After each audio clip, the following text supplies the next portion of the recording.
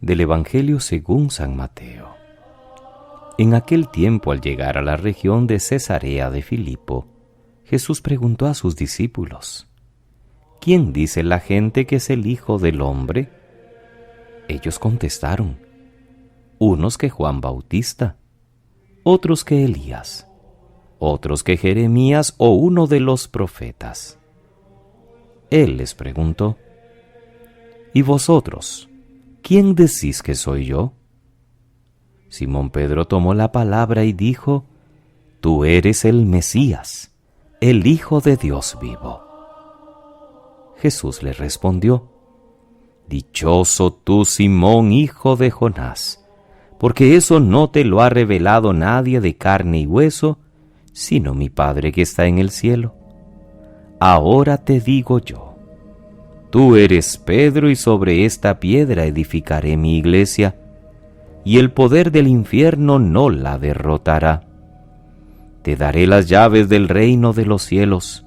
Lo que ates en la tierra quedará atado en el cielo, y lo que desates en la tierra quedará desatado en el cielo.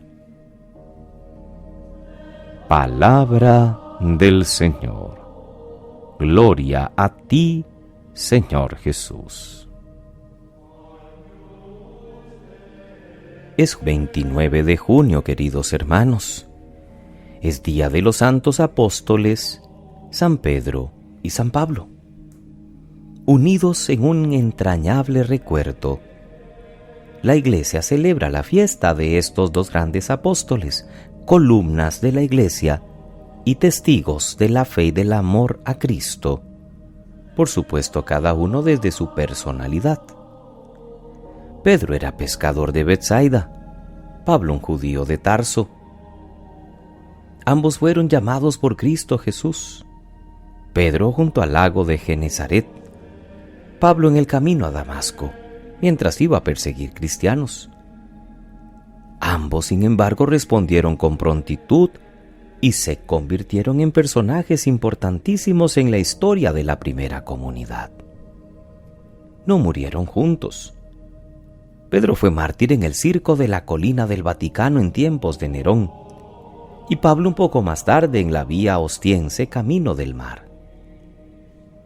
Pedro, según una tradición muy antigua, fue crucificado cabeza abajo, porque no se sentía digno de morir como su Señor y Maestro.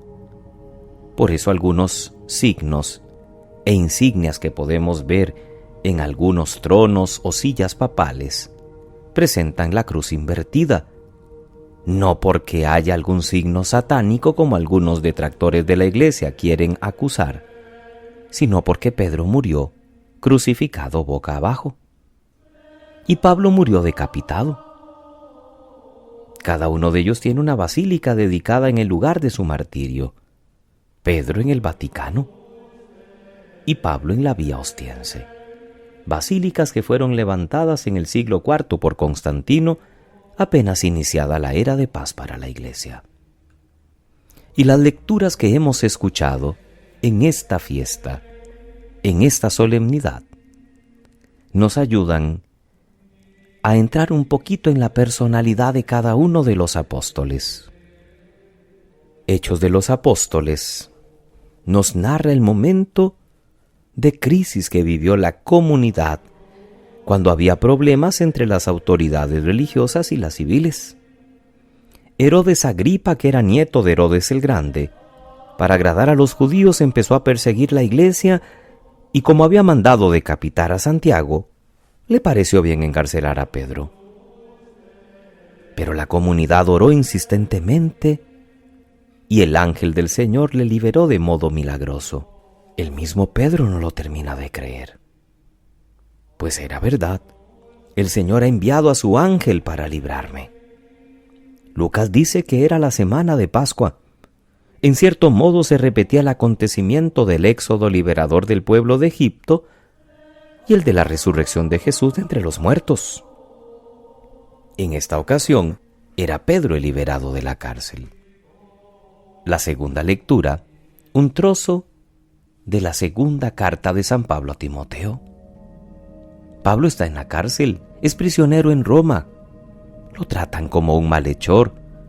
Se siente débil, abandonado por todos y no se hace ilusiones sobre cuál va a ser el final. Pero Pablo lo sabe. El momento de mi partida es inminente. El que se entregó a Cristo a lo largo de sus trabajos apostólicos está casi deseando unirse a Él con la ofrenda propia de su vida. Y mirando atrás puede sentirse satisfecho de la labor realizada. He combatido bien mi combate, he recorrido hasta la meta, he mantenido la fe. Lo que Pablo no abandona es la confianza en Dios. Y el texto del Evangelio, conocido porque es el momento culmen de la institución de la Iglesia. Ante la pregunta de Jesús, ¿quién dice la gente que es el Hijo del Hombre?, el que responde como siempre es Pedro, y recibe por ello no solo la alabanza de Jesús, sino también su investidura, donde Jesús le hace responsable de la comunidad. Le llama Pedro, porque no olvidemos que su nombre era Simón, y Pedro significa piedra o Cefas, y le encomienda la llave del reino. En otras ocasiones le encomendará ser el pastor de la comunidad, o le dirá: te haré pescador de hombres. La fiesta de hoy nos estimula ante todo a aumentar nuestra conciencia de iglesia y en concreto de iglesia apostólica. El fundamento de nuestra fe es siempre Cristo Jesús. Pero Él mismo quiso que Pedro y los demás apóstoles fueran los fundamentos visibles, los puntos de referencia de la unidad, de la fe y de la caridad, como hoy lo sigue siendo el Papa, frente al colegio episcopal que preside, la comunidad desde la caridad, y que merece nuestro respeto y nuestra aceptación. No actuamos cada uno por nuestra propia cuenta. Somos iglesia, comunidad reunida en la fe y en el amor, y todos bajo el cayado del único pastor que es Cristo, que sigue cuidando a la iglesia a través de Pedro y de todos sus colaboradores.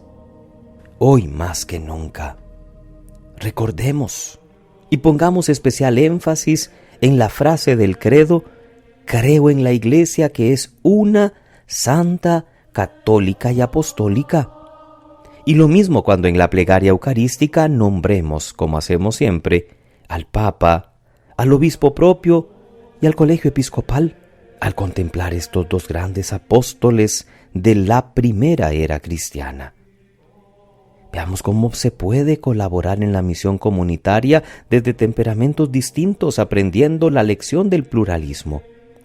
Qué diferentes eran Pedro y Pablo, pero siempre al servicio del mismo Evangelio.